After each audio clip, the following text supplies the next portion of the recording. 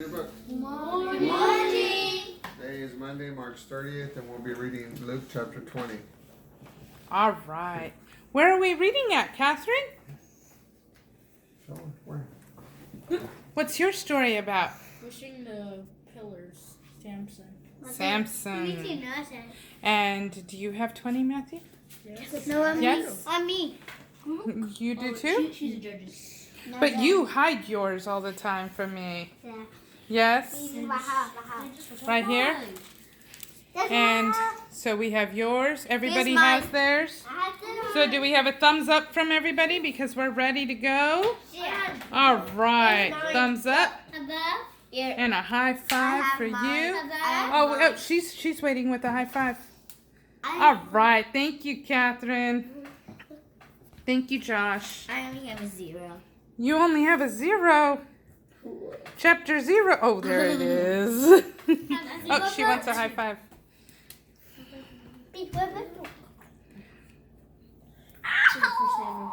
No, that was mean, Nathaniel. Don't do that. Okay. A day of controversy. One day Jesus was teaching in the temple courts and sharing with the people the wonderful news of salvation. The high priest and the experts of the law were there with the prominent men of the city. They confronted Jesus and asked him, Bless you. We want to know right now by what authority you're doing this. Who gave you the authority to teach these things here in the temple? Jesus responded, First, let me ask you a question, and you tell me right now. Did John baptize because of the mandate from heaven or merely from men? His interrogators pulled aside to discuss this among themselves. What should we say? If we say that John's mandate was from heaven, he will ask us, then why didn't you believe him and get baptized?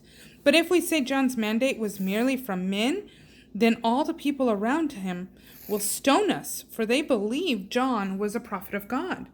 So they answered Jesus, We cannot tell where John's authority came from.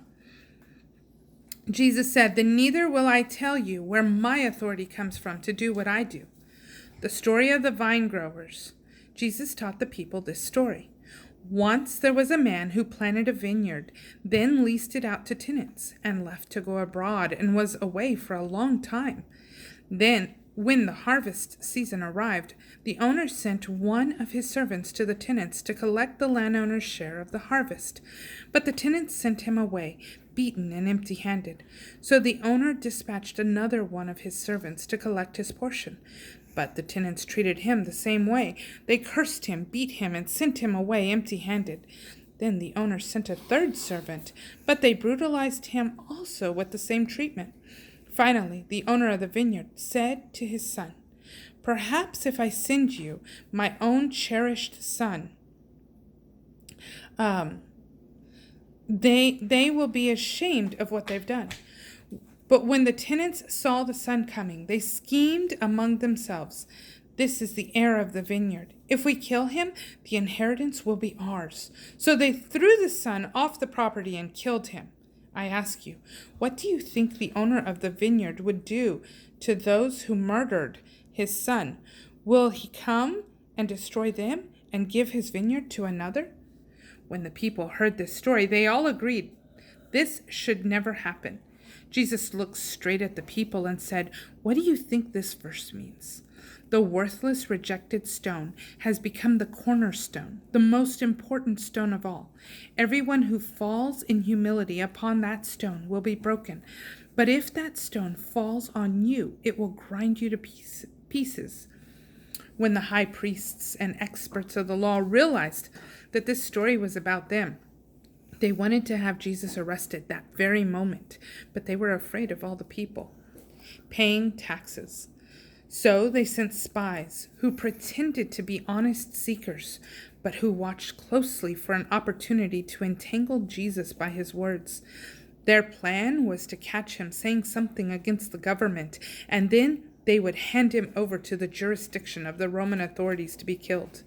At the right time, they asked him this question, Teacher, we know that all you say is straightforward, and what you teach us is right. Give us the true ways giving us the true ways of God. You're one who doesn't show favoritism to anyone's status. So we ask you, is it proper or not to pay taxes to a corrupt government? Jesus saw right through their cunning ploy and said, "Why do you test me? Show me one of the Roman coins. Whose head is on the coin? Whose title is stamped on it?" They answered, "Why, it's Caesar's." Jesus said, "Precisely, the coin bears the image of the Emperor Caesar, and you should give back to Caesar all that belongs to him. But you bear the image of God, so give back to God all that belongs to him." The impostors were left speechless and amazed in the presence of all the people, unable to trap Jesus with his words. A question about the resurrection. Some of the Sadducees, the religious group that denies that there is a resurrection of the dead, came to ask Jesus this question. "Teacher, the law of Moses teaches that if a man dies before he has children, his brother should marry the widow and raise up children for his brother's family line. But suppose there was a family with 7 brothers, and the oldest married and died without children. Then the brother married the widow, but he too died with no children. And so it happened, one brother after another brother, until each of the 7 had married the widow and died childless. Then finally the widow died too. So here's our dilemma. Whose wife will the woman be when she's resurrected from the dead? Which of the brothers will be her husband? For all 7 were once married to her." Jesus replied, "Marriage is for the sons of this world only. But those who are worthy of the resurrection of the dead into glory become immortal, like the angels, who never die nor marry. When the dead come to life again, they will be sons of God's life, the sons of the resurrection. In fact, it was Moses who taught the resurrection of the dead when he wrote of the Lord God, who was at the burning bush, and described him as the God of Abraham, Isaac, and Jacob. Don't you agree that God is not the God of the dead, but the God of the living? For in his eyes, Abraham, Isaac, and Jacob are alive forevermore. He must be the God who raises the dead." The experts of the law chimed in, "Yes, teacher, you speak the truth beautifully." From then on, the religious Sadducees never dared to ask Jesus a question again. The Messiah, both God and man. Jesus then posed this question to the people. How can the experts of the law say that Christ the Messiah is David's son?